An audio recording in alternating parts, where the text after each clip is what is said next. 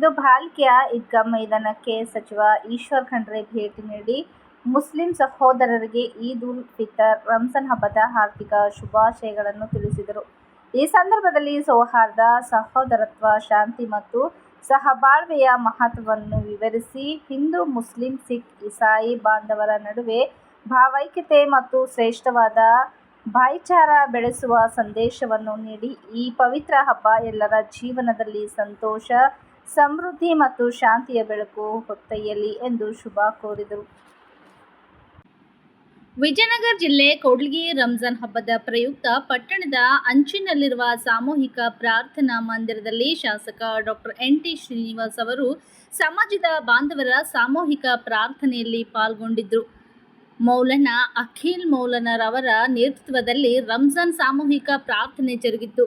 ಮೌಲಾನರವರು ರಂಜಾನ್ ಹಬ್ಬದ ಮಹತ್ವವನ್ನು ವಿವರಿಸಿದರು. ಸರ್ವರು ಪಾಲಿಸಬೇಕಾಗಿರುವ ಮಾನವಿ ಮೌಲ್ಯಗಳ ಕುರಿತು ಹಾಗೂ ಧರ್ಮಗ್ರಂಥ ಖುರಾನ್ನಲ್ಲಿ ತಿಳಿಸಿರುವ ಮಹತ್ವಪೂರ್ಣ ಸಂದೇಶಗಳನ್ನು ಪ್ರಸ್ತಾಪಿಸಿದರು.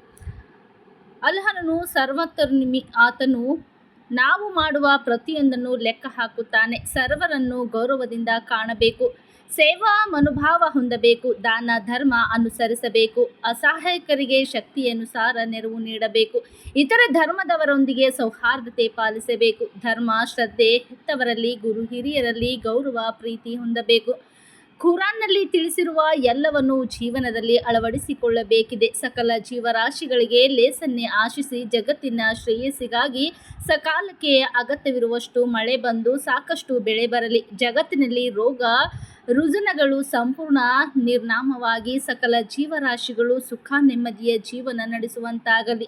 ಸಕಲರು ಸುಖ ಶಾಂತಿ ನೆಮ್ಮದಿ ಹೊಂದಲಿ. ಸಮಾಜದ ಶಾಂತಿಗಾಗಿ ಸರ್ವರ ಹಿತಕ್ಕಾಗಿ ಎಲ್ಲರೂ ಪ್ರಾರ್ಥಿಸೋಣ ಎಂದು ಕರೆ ನೀಡಿದರು. ಶಾಸಕರಾದ ಡಾ ಎನ್.ಟಿ. ಶ್ರೀನಿವಾಸ್ ಅವರು ಸರ್ವರಿಗೆ ಹಬ್ಬದ ಶುಭಾಶಯ ತಿಳಿಸಿ ಮಾತನಾಡಿದರು. ತ್ಯಾಗ, ಸೌಹಾರ್ದತೆ, ತ್ಯಾಗ, ಸೇವಾ ಮನೋಭಾವ ಹೊಂದಿರುವ ಪ್ರಮುಖ ಧರ್ಮಗಳಲ್ಲಿ ಇಸ್ಲಾಂ ಧರ್ಮವು ಒಂದಾಗಿದೆ. ಧರ್ಮದ ಪ್ರಮುಖ ಹಬ್ಬವಾಗಿರುವ ರಂಜಾನ್ ಹಬ್ಬದಲ್ಲಿ ತಾಳ್ಮೆ, ಸಹನೆ, ಧರ್ಮ, ಶ್ರದ್ಧೆಯನ್ನು ಮೈಗೂಡಿಸಿಕೊಂಡು ಜಗತ್ತಿನ ಲೇಸಿಗಾಗಿ, ಸಮಾಜದ ಶ್ರೇಯಸ್ಸಿಗಾಗಿ ರಂಜಾನ್ನಲ್ಲಿ ಉಪವಾಸ ವ್ರತ ಆಚರಿಸುತ್ತಿದ್ದು, ಈ ಸಂದರ್ಭದಲ್ಲಿ ಎಲ್ಲರಿಗೂ ತಾವು ಸರ್ವರಿಗೂ ಹಬ್ಬದ ಹಾರ್ದಿಕ ಶುಭಾಶಯಗಳನ್ನು ತಿಳಿಸುತ್ತಿರುವುದಾಗಿ ನುಡಿದರು. ಕೂಡ್ಲಿಗಿ ಪಟ್ಟಣದಲ್ಲಿ ಉಸ್ತುವಾರಿ ಸಚಿವರಾದ ಬಿ.ಜೆ.ಡಿ. ಜಮೀರ್ ಅಹಮದ್ ಅವರ ನೇತೃತ್ವದಲ್ಲಿ ಶಾದಿ ಮಹಲ್ ನಿರ್ಮಾಣಕ್ಕಾಗಿ ಯೋಜನೆ ರೂಪಿಸಲಾಗಿದೆ. ಅತ್ಯಂತ ಶೀಘ್ರದಲ್ಲಿ ಶಾದಿ ಮಹಲ್ ನಿರ್ಮಾಣ ಕಾರ್ಯಕ್ಕೆ ಸಚಿವರಾದ ಜಮೀರ್ ಅಹಮದ್ ಅವರ ನೇತೃತ್ವದಲ್ಲಿ ಚಾಲನೆ ದೊರಕಲಿದೆ ಮತ್ತು ಸಮಾಜದ ಪ್ರಮುಖ ಬೇಡಿಕೆಗಳನ್ನು ಹಂತ ಹಂತವಾಗಿ ಆದ್ಯತೆಯ ಮೇರೆಗೆ ಈಡೇರಿಸಲಾಗುವುದೆಂದು ತಿಳಿಸಿದರು. ಅಖಿಲ ಮೌಲಾನರವರ ನೇತೃತ್ವದಲ್ಲಿ ಸಮಾಜದ ವತಿಯಿಂದ ಶಾಸಕ ಡಾ ಎನ್.ಟಿ. ಶ್ರೀನಿವಾಸ್ ಅವರನ್ನು ಸನ್ಮಾನಿಸಿ ಗೌರವಿಸಲಾಯಿತು.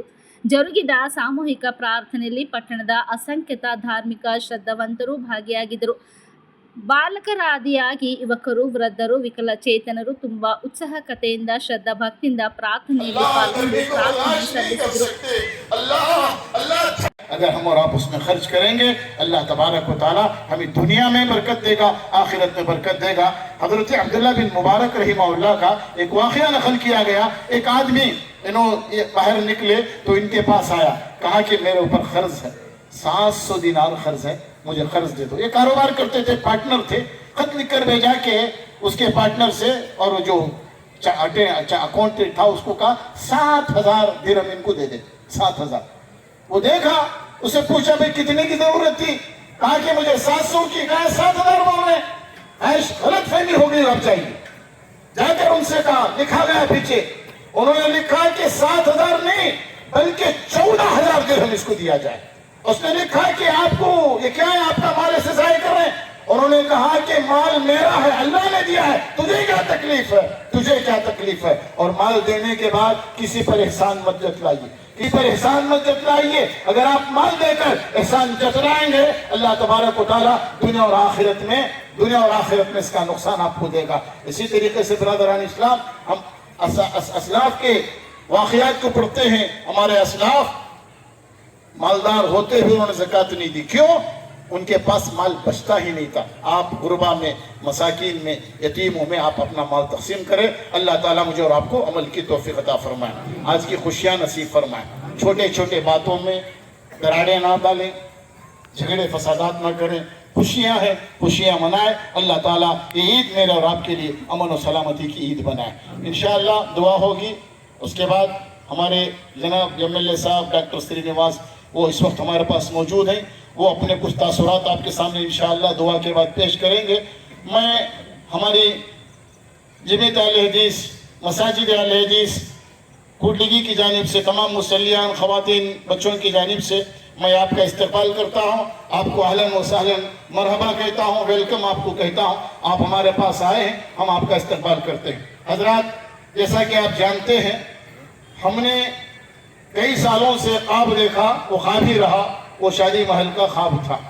हर एक आता रहा, हम ही जो है हथेली में जन्नत दिखा के जाता रहा, हम उसके पीछे भागते रहे।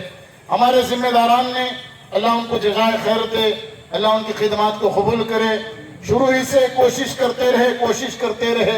एक शक्ल बनी कि चारों मसाजिद से अराकीन को लिया जाए, एक शादी महल कमेटी तश्कील दी जाए। अल्हम्दुलिल्लाह आप तमाम ने इत्तेफाक राय से अराकीन को चुना और उसकी कमेटी अल्हम्दुलिल्लाह तश्कील दी गई है। बाद रमज़ान के इंशाअल्लाह मसाजिद में उस कमेटी का ऐलान भी होगा। कमेटी किस वक्त बनी? जिस वक्त डॉक्टर श्रीनिवास MLA साहब ने हमें ये भरोसा दिया कि मैं इसके लिए कोशिश करूंगा, आप इसके लिए जो कुछ करना चाहें कर ले। उसके बाद हमने कमेटी बनाई है। अल्लाह करने को बर्दाश्त नहीं कर सकते, अल्लाह धन को बर्दाश्त नहीं कर सकते। अंधेरी खोटी होगी मौला, हमारी मदद फरमा मौला, हमारी मदद फरमा मौला। अल्लाह हमारी खबर हमारे लिए जन्नत के बागों में से। ರಂಜಾನ್ ಹಿನ್ನೆಲೆಯಲ್ಲಿ ಪ್ರಧಾನಮಂತ್ರಿ ನರೇಂದ್ರ ಮೋದಿ ಅವರು ದೇಶದ ಜನತೆಗೆ ಶುಭಾಶಯಗಳನ್ನು ಕೋರಿದ್ದು, ಈ ಹಬ್ಬವು ಸಮಾಜದಲ್ಲಿ ಭರವಸೆ, ಸಾಮರಸ್ಯ ಮತ್ತು ದಯೆಯ ಮನೋಭಾವ ಹೆಚ್ಚಿಸಲಿ ಎಂದು ಸೋಮವಾರ ಹೇಳಿದ್ದಾರೆ. ಸಾಮಾಜಿಕ ಜಾಲತಾಣ ಎಕ್ಸ್ನಲ್ಲಿ ಪೋಸ್ಟ್ ಮಾಡಿರುವ ಅವರು ಈದ್ ಉಲ್ ಫಿತರ್ ಹಬ್ಬದ ಶುಭಾಶಯಗಳು. ಈ ಹಬ್ಬವು ಸಮಾಜದಲ್ಲಿ ಭರವಸೆ, ಸಾಮರಸ್ಯ ಮತ್ತು ದಯೆಯ ಮನೋಭಾವ ಹೆಚ್ಚಿಸಲಿ ಎಂದು ಹಾರೈಸಿದ್ದಾರೆ. ರಾಷ್ಟ್ರಪತಿ ದ್ರೌಪದಿ ಮುರ್ಮು ಅವರು ಕೂಡ ಜನತೆಗೆ ಈದ್ ಉಲ್ ಫಿತರ್ ಹಬ್ಬದ ಶುಭಾಶಯಗಳನ್ನು ತಿಳಿಸಿದ್ದು, ಈ ಸಹಾನುಭೂತಿ ಮತ್ತು ದಾನದ ಮನೋಭಾವವನ್ನು ಉತ್ತೇಜಿಸುವ ಸಂದರ್ಭವಾಗಿದೆ. ಈ ಹಬ್ಬವು ಎಲ್ಲರ ಜೀವನದಲ್ಲಿ ಶಾಂತಿ, ಪ್ರಗತಿ ಮತ್ತು ಸಂತೋಷವನ್ನು ತರಲಿ ಮತ್ತು ಸಕಾರಾತ್ಮಕ ಮನೋಭಾವದಿಂದ ಮುನ್ನಡೆಯಲು ನಮಗೆ ಶಕ್ತಿ ನೀಡಲಿ. ಈದ್ ಉಲ್ ಫಿತರ್ನ ಶುಭ ಸಂದರ್ಭದಲ್ಲಿ ನಾನು ಭಾರತ ಮತ್ತು ವಿದೇಶಗಳಲ್ಲಿ ವಾಸಿಸುವ ಎಲ್ಲ ಭಾರತೀಯರಿಗೆ, ವಿಶೇಷವಾಗಿ ಮುಸ್ಲಿಂ ಸಹೋದರ ಸಹೋದರಿಯರಿಗೆ ನನ್ನ ಶುಭಾಶಯಗಳನ್ನು ಸಲ್ಲಿಸುತ್ತೇನೆ ಎಂದು ತಿಳಿಸಿದ್ದಾರೆ.